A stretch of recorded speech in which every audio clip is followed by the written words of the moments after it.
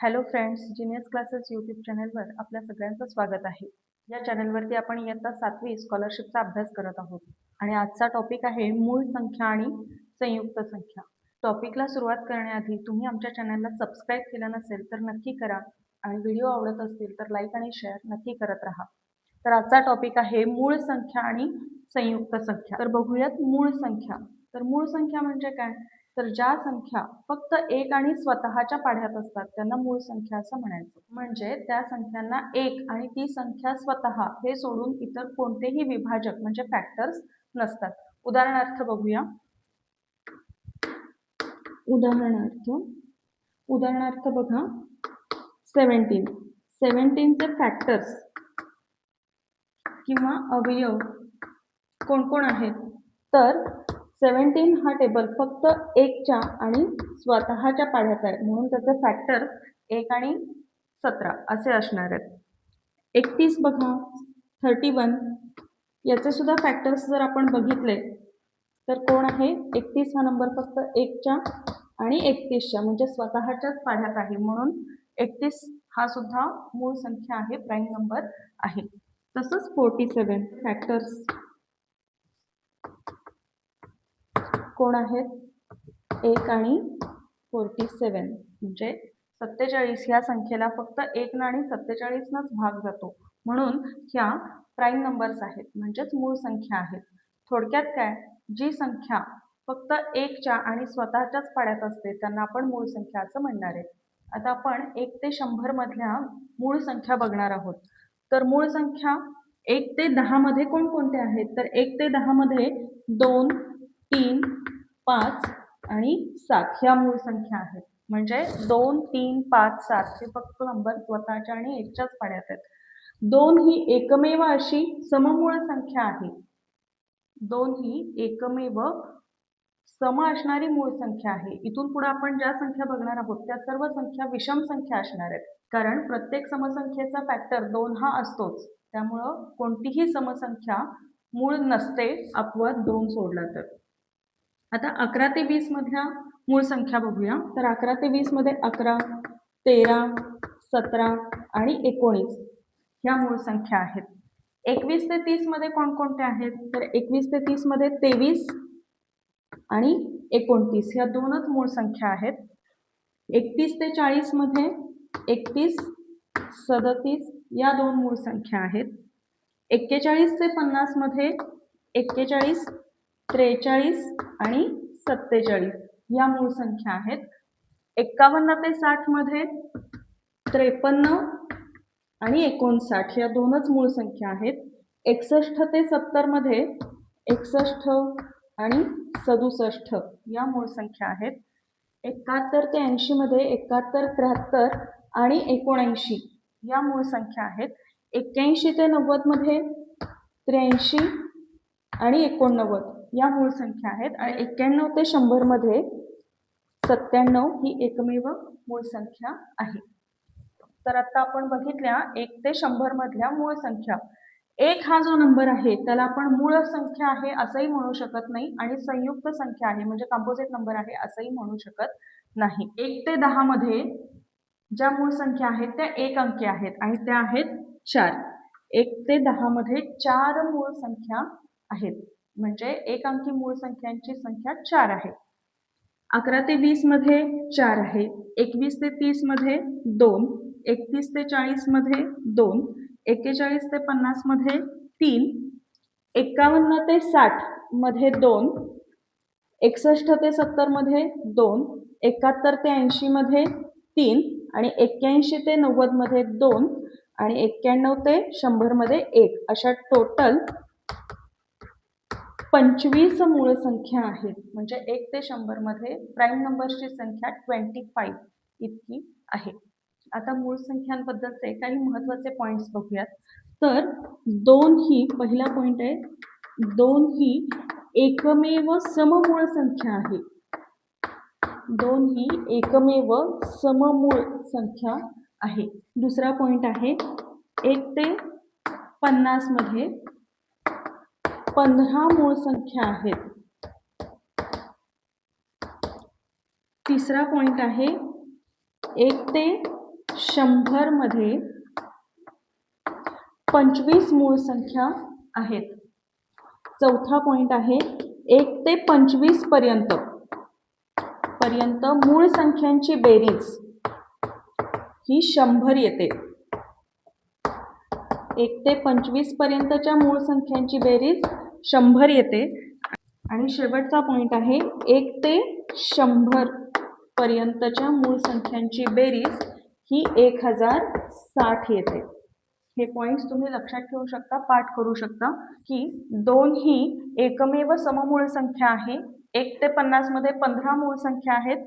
1 ते 100 मध्ये 25 मूळ संख्या आहेत. 1 ते 25 पर्यंतच्या मूळ संख्यांची बेरीज 100 आहे. तर 1 ते 100 पर्यंतच्या मूळ संख्यांची बेरीज 1060 आहे. तर आता अशा काही मूळ संख्या बघूया की ज्यांच्या दशक एकक स्थानांची अदलाबदल केल्यानंतर सुद्धा पुन्हा मूळ संख्या मिळते. फॉर एक्झाम्पल 11 11च्या दशक आणि एकक स्थानची जर आपण अदलाबदल केली तर पुन्हा आपल्याला 11 नंबरच मिळतो, म्हणजे 11 ही सुद्धा मूळच संख्या आहे. 13 मधील दशक एकक स्थानांची अदलाबदल केल्यानंतर आपल्याला मिळणारे 31 मूळ संख्या आहे. 17 ची अदलाबदल केल्यानंतर आपल्याला 71 मिळणार आहे. 31 ही मूळ संख्या आहे. तिच्या दशक एकक स्थानांची अदलाबदल केल्यानंतर आपल्याला पुन्हा 13 ही मूळच संख्या मिळते. 37 ही मूळ संख्या आहे. तिच्या स्थानांची अदलाबदल केल्यानंतर आपल्याला 73 मिळणार आहे. 73 सुद्धा मूळ संख्या आहे. 71 ही मूळ संख्या आहे. तिच्या जर दशक एकक स्थानांची अदलाबदल केली तर आपल्याला मिळणार आहे 17 मूळ संख्या आहे. 73च्या 7 आणि 3 ची अदलाबदल केल्यानंतर आपल्याला मिळणार आहे 37 मूळ संख्या आहे. 79च्या दशक एकक स्थानांची अदलाबदल केल्यानंतर आपल्याला मिळणार आहे 97 आणि 97च्या दशक एकक स्थानांची अदलाबदल केल्यानंतर आपल्याला मिळणार आहे 79 म्हणजे 79. तर अशा ह्या एकूण 9 अशा मूळ संख्या आहेत की त्यांच्या दशक एकक स्थानांची अदलाबदल केल्यानंतर पुन्हा आपल्याला मूळच संख्या मिळतात. आता बघूया संयुक्त संख्या. तर संयुक्त संख्या म्हणजे काय की ज्या संख्या इतर नंबर्सच्या पाढ्यात येतात त्यांना आपण संयुक्त संख्या असं म्हणणार आहे. म्हणजे त्यांचे 2 पेक्षा जास्त फॅक्टर्स असतात. मूळ संख्यांना 2च फॅक्टर्स असतात, अवयव असतात. एक ती संख्या स्वतः आणि 1 असे 2च फॅक्टर्स असतात. तर संयुक्त संख्यांना 2 पेक्षा जास्त फॅक्टर्स असतात. फॉर एक्झाम्पल 9 या संख्येचे फॅक्टर्स कोण कोण आहेत तर 9 ही संख्या 1च्या पाढ्यात आहे, 3च्या पाढ्यात आहे आणि 9च्या पाढ्यात आहे. म्हणजे तिचे 1 आणि ती संख्या स्वतः सोडून वेगळे फॅक्टर्स आहेत, म्हणून तिला आपण काय म्हणणार आहे संयुक्त संख्या. 20 बघूया. 20 चे फॅक्टर्स कोण कोण आहेत तर 1, 2, 4, 5, 10 आणि 20. म्हणजे 20 या संख्येचे फॅक्टर्स म्हणजे 20 हा अंक कोणकोणत्या पाढ्यात आहे तर 1, 2, 4, 5, 10 आणि 20 एवढ्यांच्या पाढ्यात आहे. म्हणजे ज्या संख्यांना 2 पेक्षा जास्त फॅक्टर्स असतात त्यांना आपण संयुक्त संख्या असं म्हणणार आहे. तर संयुक्त संख्यांच्या बाबतीतला काय नियम आहे तर 1 ते 100 मध्ये एकूण 74 संयुक्त संख्या आहेत. तर मूळ संख्या 25 आहेत, मग त्या आपण 25 वजा केल्या राहिल्या 75. पण 1 ही संख्या मूळ पण नाही आहे आणि संयुक्त पण नाही आहे, त्यामुळे आपण तिला सुद्धा या 75 मधून कमी करणार. म्हणून 1 ते 100 मध्ये संयुक्त संख्या 74 आहेत. आता पुढची कन्सेप्ट आहे जोडमूळ संख्या. तर जोडमूळ संख्या म्हणजे काय की ज्या 2 मूळ संख्यांमधला डिफरन्स फक्त 2 आहे त्यांना आपण जोडमूळ संख्या असं म्हणणार. फॉर एक्झाम्पल बघा 3 आणि 5. 3 आणि 5 या दोन्ही मूळ संख्या आहेत आणि त्यांच्यामधला डिफरन्स जर आपण त्यांची वजाबाकी केली तर उत्तर 2 येणार आहे. म्हणून 3 आणि 5 ही जोडमूळ संख्यांची जोडी आहे. पुढची जोडमूळ संख्या बघा, जोडी आहे 5, 7.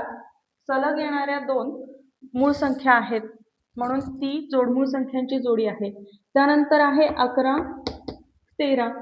सलग येणारे आहेत, दोघांमधला डिफरन्स आहे 2. 17, 19. दोघांमधला डिफरन्स आहे 2 म्हणून 17 आणि 19 या जोडमूळ संख्या आहेत. 29, 31 डिफरन्स 2 आहे. 41, 43 डिफरन्स 2 आहे. जी जोडी आहे 59, 61. दोन्ही मूळ संख्या आहेत आणि दोघांमधला डिफरन्स 2 आहे. आणि शेवटची जोडी आहे 71 आणि 73. तर या प्रत्येक जोडीमधला डिफरन्स हा 2 आहे, म्हणून यांना जोडमूळ संख्या असं म्हणतात. तर 1 ते 100 मध्ये जोडमूळ संख्यांच्या 8 जोड्या आहेत. त्या जोड्या शक्यतो पाठ असलेल्याच बऱ्या. त्यानंतर पुढची कन्सेप्ट आहे सहमूळ संख्या. तर सहमूळ संख्या म्हणजे काय, की ज्या दोन संख्यांचा सामायिक विभाजक 1 हा एकच असतो त्यांना सहमूळ संख्या असं म्हणायचं. फॉर एक्झाम्पल 25 आणि 32 या दोन संख्यांचे फॅक्टर्स आपण लिहूया, अवयव लिहूया. तर 25 चे अवयव कोण आहेत? अवयव म्हणजे 25 हा नंबर कोणाकोणाच्या पाढ्यात आहेत? 1, 5 आणि 25. म्हणजे 25 हा नंबर 1 च्या 5 च्या आणि 25 च्या पाढ्यात आहे. आणि 32 चे अवयव आहेत 1, 2, 4, 8, 16 आणि 32. म्हणजे 32 चे फॅक्टर्स 1, 2, 4, 16 आणि 32 आहेत. आता या दोघांमधले कॉमन म्हणजे सामायिक अवयव आपण कोण येतात तर बघूया. तर सामायिक अवयव कोण आहेत? तर 1 हा एकच सामायिक अवयव आहे. म्हणून ही जी संख्यांची जोडी आहे 32 आणि 25 ची ती सहमूळ संख्यांची जोडी आहे असं आपण म्हणू शकतो. तर ज्या संख्यांच्या फॅक्टर्स मध्ये 1 हा कॉमन एकच फॅक्टर असतो त्यांना आपण सहमूळ संख्या म्हणणार आहोत.